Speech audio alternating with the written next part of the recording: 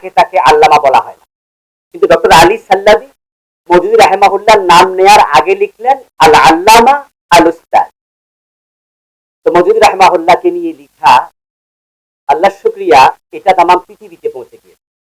অভাব ছিল হাদিসের একটি গ্রন্থ, যেটার পূর্ণতা আলহামদুলিল্লাহ তরবিয়ত প্রকাশনী আমাদের দিয়েছে।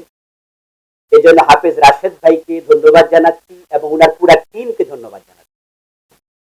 আমি রাশেদ ভাইয়ের এই খেদমা দেখে বিস্মিত হয়েছি যে আমার কাছে উনি 8 খণ্ড বইয়ে পাঠিয়েছেন হাদিয়া হিসাবে, অনেকের উনি দিয়েছেন আলহামদুলিল্লাহ, জাযাকুল্লাহ হাসান আল জাযা। আমি 8 খণ্ডেই চোখ বুলিয়েছি, আমি কোথাও হাফেজ রাশেদ ভাইয়ের নাম পেলাম না। মানুষ তো খুব নাম যশের জন্য কাজ করে, কিন্তু ভাই ওনার নামটি বইতে রাখেননি, এটি বোঝা যায় ইখলাস আছে। আল্লাহ যেন ইখলাসপূর্ণ আমলকে তার জন্য আখিরাতে নাজাতের ওসিলা বানিয়ে দেয়। মাওলানা মওদুদী রাহিমাহুল্লাহকে নিয়ে সামান্য একটু কথা বলে আমি শেষ করব। একদল আলেম, একদল মানুষ উনাকে হাদিস অস্বীকারী বলেও তোহমত দিতে শোনা যায়।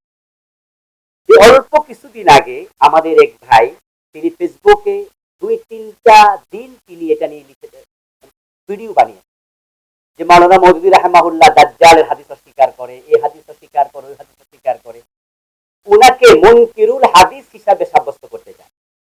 তো আজকে তাফহিমুল হাদিস এই গ্রন্থ দিয়ে তার জবাব হয়ে গেল যে মাওলানা মওদুদী রাহিমাহুল্লাহ বরং তিনি হাদিসের পক্ষে এত শক্ত লিখুনি লিখেছেন যে সুন্নাতে রাসূলের আইনগত মর্যাদা নামে উনার আলাদা বই আছে। মাওলানা মওদুদী রাহিমাহুল্লাহকে তোহমত দেয়া হয় তিনি নাকি সাহাবীদেরকে অসম্মান করতেন, নিকৃষ্ট শব্দ চয়ন করা হয় সাহাবী বিদ্বেষী বলে পর্যন্ত।